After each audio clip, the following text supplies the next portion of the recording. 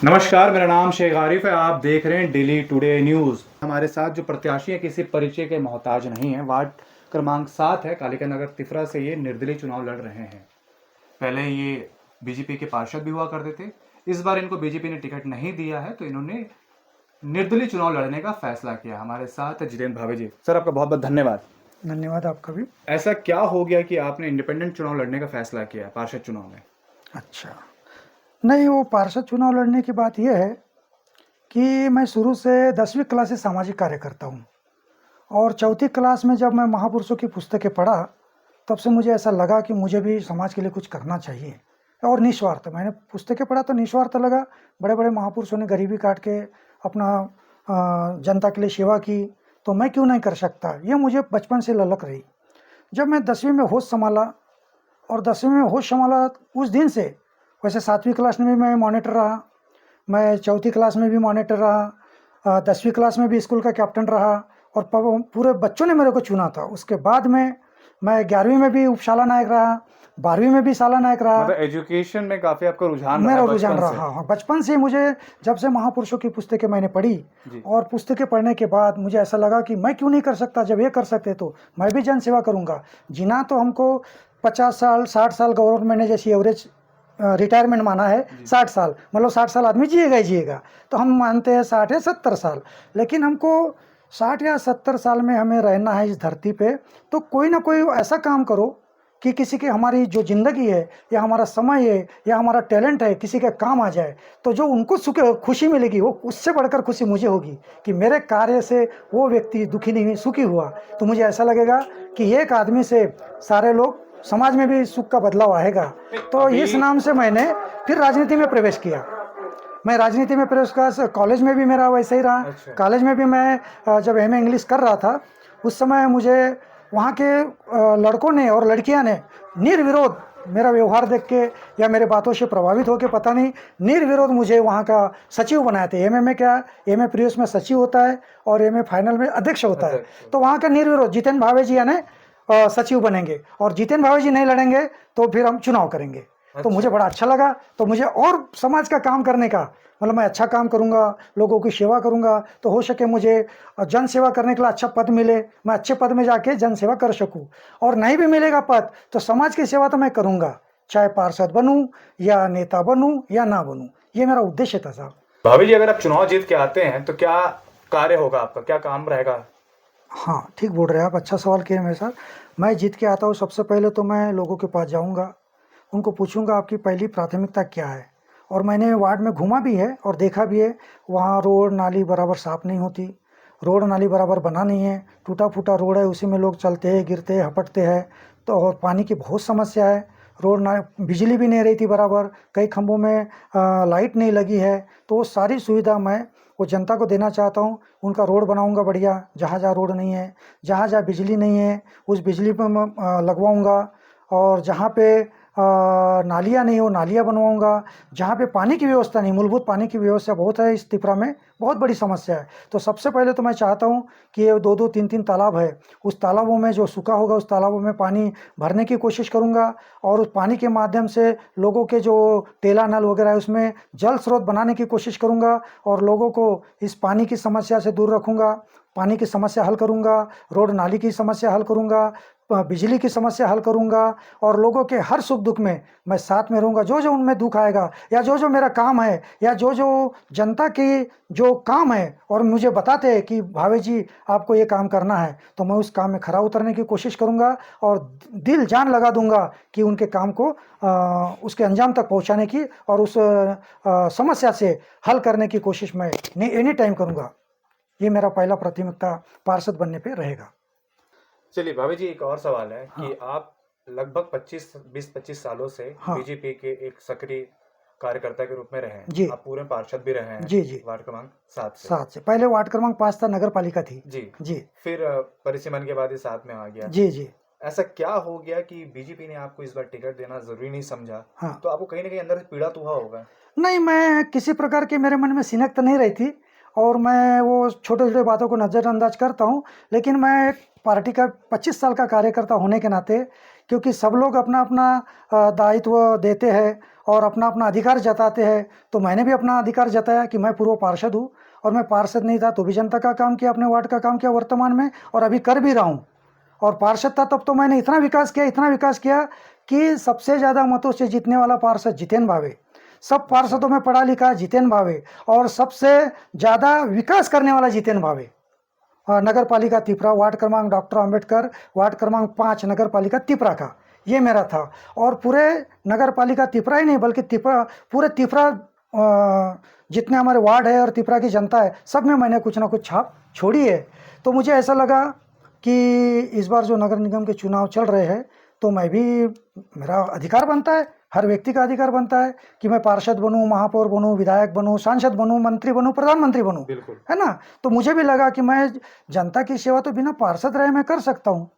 तो अगर पार्षद का मुझे पद मिलता है तो कहीं भी ऑफिस में जाऊंगा या किसी जनता का काम लेके जाऊंगा तो हक से बोल सकता हूं कि मैं जनता का प्रतिनिधि हूं। 10,000 जनता का मैं प्रतिनिधि हूं या 20,000 जनता का मैं प्रतिनिधि हूं, तो मेरा एक काम होना चाहिए। तो उसमें क्या प्रभाव ज्यादा पड़ता है, और बिना पार्षद रहे करने की जो गति वो तेजी से बढ़ती है। जी बिल्कुल सही बोले आप। बात हाँ हाँ जी, और वजन रहता है बातों में और जल्दी काम होने की संभावना होती है। भावे जी, हाँ, चूंकि इस वार्ड में मुख्यतः 2 पार्टी है, कांग्रेस और बीजेपी जी, आप निर्दलीय चुनाव लड़ रहे हैं जी, तो आपका जो मेन कॉम्पिटिटर है जी, इस चुनाव में वो हाँ, कांग्रेस है या बीजेपी है? नहीं देखो, मैं निर्दलीय हूँ तो मैं कॉम्पिटिटर दोनों को मानता हूँ, अकेला नहीं। क्योंकि मैं दोनों को कॉम्पिटिटर मानते हुए मैं अपनी तैयारी कैसे किया कि मुझे पार्षद में टिकट नहीं मिली।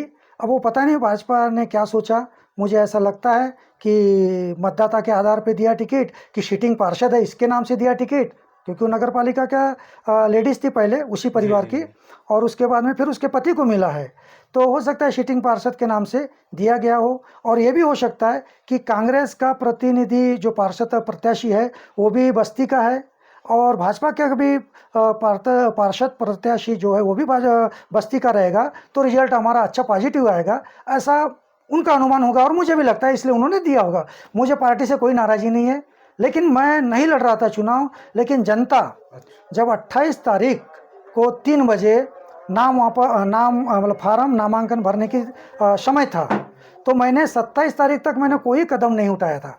लेकिन 27 तारीख को जब पब्लिक मेरे घर में आई, पूरे तिपरा का बहुत सारे कार्यकर्ता का फ़ोन आया, बहुत सारे आम जनता का फ़ोन आया, शाही विहार, विजय विहार, मन्ना डोल, कालिका नगर, बछरा पारा और आपका ब्रह्मा मुड़ा और रामायण चौक, विष्णु चौक, सब तरफ से जब फ़ोन आने लगा कि नहीं भावे जी आपको चुनाव लड़ना है, क्योंकि आपके जैसा ही सेवक मुझे और हमको इस तिपरा में चाहिए, ताकि जो निस्वार्थ और किसी प्रकार का किसी को अपशब्दों का उपयोग न करते हुए आप सज्जन को भी अपने घर में बुलाते हो और दुर्जन को भी अपने घर में बुलाते हो, और आप कोई बिना भेदभाव करके आप सबके काम, रात हो या दिन हो, बारिश ना कुछ देखते हो, अपने परिवार को अलग रख के आप काम करते हो। तो आप पार्षद बनना है और हम आपको जिताएंगे, ये जनता ने बोली है। तब मैं जाके बड़े मुश्किल से फिर 28 तारीख को 2 घंटा पहले, 1 घंटा पहले मैंने फार्म भरा, 1 घंटा पहले फार्म भरा, ताकि चलो जनता बोलती है तो खड़ा होने में क्या है। इसमें मेरे को किसी पार्टी से ना कोई बुरा भाव है और ना किसी पार्टी कोई मेरी दुश्मन है। मैं अगर जनता का प्रतिनिधि हूँ तो जनता की सेवा करूँगा, और सरकार किसी की रहे, मैं तो अपना अधिकार, जनता का अधिकार, जनता की सेवा के लिए मैं छीन कर भी ले सकता हूँ। इसलिए मैं पार्षद बनने के लिए भावे जी, और एक सवाल बनता है हाँ कि आप यहीं पले बड़े, यहीं राजनीति से जुड़े। जी जी जी।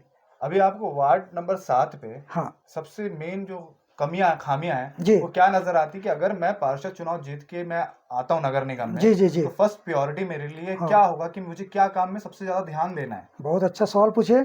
ये जब मैं पहले पार्षद बना तो सबसे पहले मैंने घर में एक लिस्ट बनाया था और लोगों के पास गया कि आपकी प्राथमिक समस्या क्या है, प्राथमिक आपकी मूलभूत समस्या को बताइए।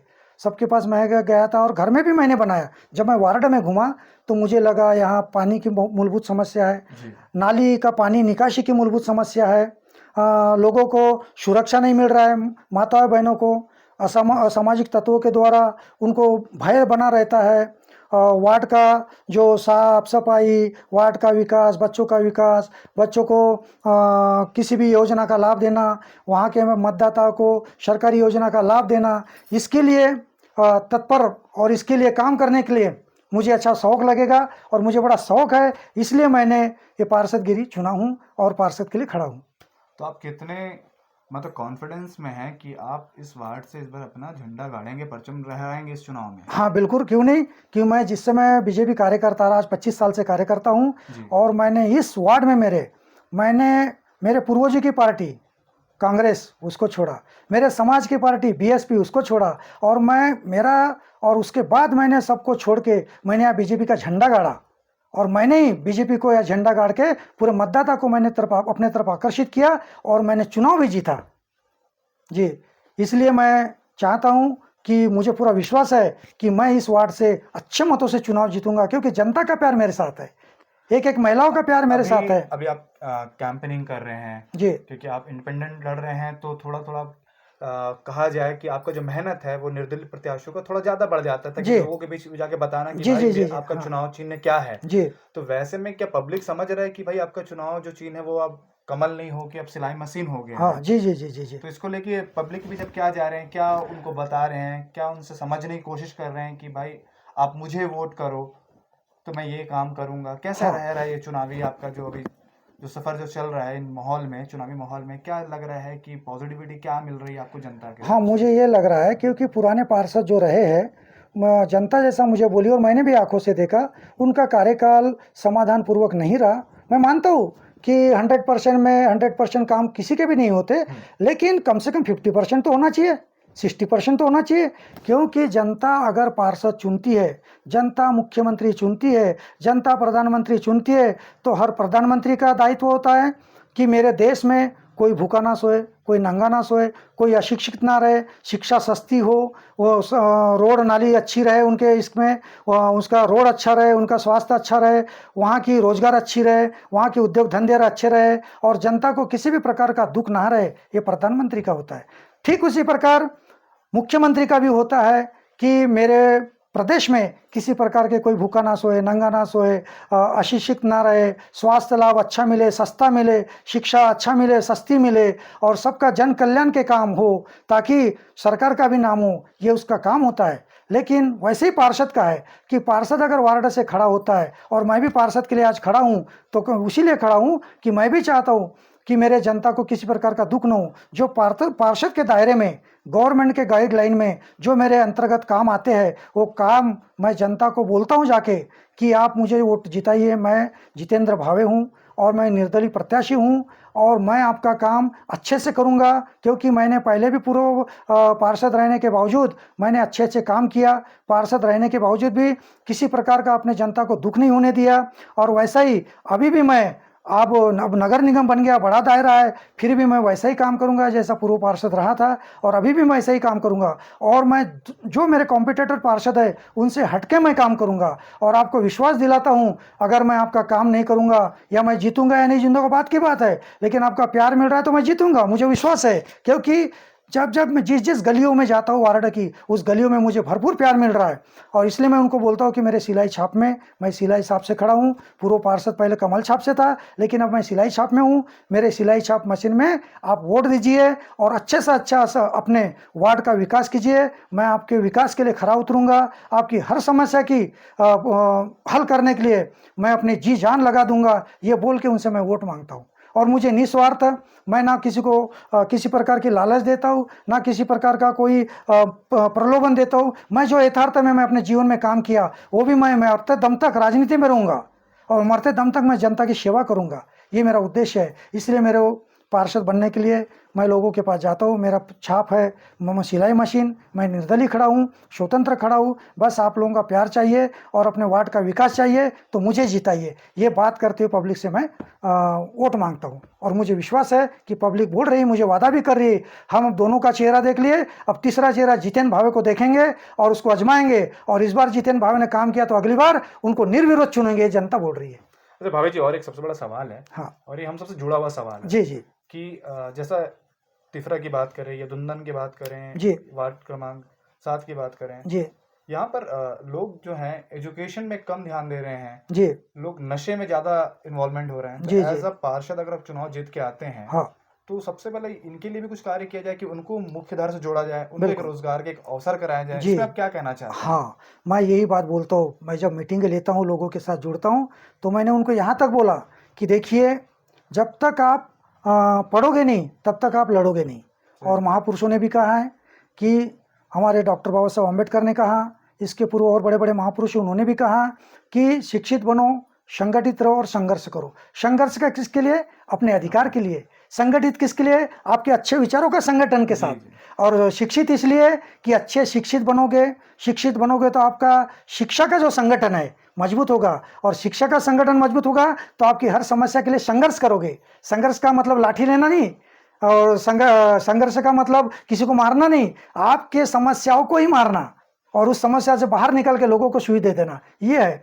इसलिए मैं हर जगह मीटिंग लेता हूँ तो कहता हूँ, देखिए, आप अगर गरीब हो, अगर आप व्यापारी हो या आप नौकरी करते हो, लेकिन सबसे पहले आप ये ध्यान दीजिए कि शिक्षा का जीवन में बहुत बड़ा महत्व है। और आप जीवन भर, भले ही आपके घर में खाने को नहीं होगा, अपने हाथ की रोटी जो बनाते हो, रोटी में थाली नहीं होगी, हाथ में रोटी को पकड़ के गुड़ के चटनी के साथ खाओ, लेकिन अपने बच्चों को पढ़ाओ, बेटी को पढ़ाओ, ताकि आपकी जो पढ़ाई होगी, पढ़ाई करना नौकरी के लिए नहीं होता, पढ़ाई करना होता है एक समाज का अच्छा कार्य करने के लिए। पढ़ाई होती है आपके नॉलेज के लिए, पढ़ाई होती है अपने जीवन को कैसा जीना है चार लोगों में, कि ऐसा जीना है कि किसी को बिना दुख दिए अपने को जीना है, किसी को बिना सताए अपने को जीना है। इसलिए पढ़ाई करने से अच्छा भला बुरा उसका महत्व समझ में आता है कि लोगों के साथ कैसा व्यवहार करना चाहिए, लोग क्या बोलते हैं हमको कैसा उसका नजरअंदाज करना चाहिए। अच्छे कामों को ज़्यादा अच्छाई नहीं बतानी है, बुरे कामों को भी ज़्यादा बुराई नहीं बतानी है, लेकिन हमको मध्यम मार्ग लगाते हुए लोगों का कल्याण करना है। इसलिए मैं लोगों को हमेशा बोलता हूँ कि माता बहनों, दीदी भाई बहन, चाचा चाची, आप सब करो, कोई दिक्कत नहीं, लेकिन ऐसा काम करो किसी को दुख ना पहुँचे, बस समाज को दुख ना पहुंचे, आपके परिवार को दुख ना पहुंचे, स्वयं को दुख ना पहुंचे। लेकिन पढ़ाई करोगे तो पढ़ाई से ही ये सारा चीज़ हो सकता है। पढ़ाई ही सबकी लड़ाई है और पढ़ाई से ही जिंदगी की बढ़ाई है। ये मैं लोगों को कहते रहता हूँ और हमेशा शिक्षा के लिए प्रेरित करता हूँ। मैं हमेशा बच्चों को, जो मेरे कई लोग असामाजिक तत्व भी मिलते हैं, उनसे बड़े प्रेम से बात करता हूँ, नहीं बेटा ये गलत है, गलत रास्ता है, इस रास्ते में मत जाओ, अच्छा रास्ता अपनाओ, आपका जो शरीर है वो भी स्वस्थ रहेगा, आप दिखो भी अच्छे और आपके लोगों में आपकी तारीफ भी होगी, इसलिए आप अच्छे काम करो। ये मैं लोगों को बोलते रहता हूँ। चलिए, हमारे साथ प्रत्याशी हैं, जितिन भावे जी हैं, निर्दलीय प्रत्याशी के रूप में खड़े हुए हैं। 11 तारीख को यहाँ पर मतदान होना है, बिलासपुर छत्तीसगढ़ में 15 को रिजल्ट आएगा। मैं यहाँ की जनता से एक अपील भी करूँगा कि आपके पास 3 या 4 ऑप्शन है, कांग्रेस है, बीजेपी है, एक बीएसपी है और एक इंडिपेंडेंट है, भावे जी हैं। आपको जो बेहतर उम्मीदवार लगता है इस वार्ड के लिए, आपको लगता है कि कोई आपके लिए काम कर सकता है, आपको लगता है कि आपके पास कोई हर वक्त अवेलेबल हो सकता है, उपलब्ध हो सकता है, तो ऐसे व्यक्ति, ऐसे इंसान को आप जरूर जिताइए। आप कास्ट की राजनीति ना करें, आप ये राजनीति ना करें कि भाई किस पार्टी का आदमी है, आप उसको बढ़ चढ़ के आप ये सोचिए कि कौन हमारे लिए खड़ा हो सकता है, कौन कितना शिक्षित है, उसके आधार पर यहाँ की जनता वोट करें, ऐसा उम्मीद करता हूँ। और अपील भी करता हूँ कि मतदान में 100% लोग भाग लें, हिस्सेदारी करें, क्योंकि एक लोकतंत्र का पर्व है और अच्छे उम्मीदवार को जरूर वोट दें और उनको चुनाव जिताएं। धन्यवाद।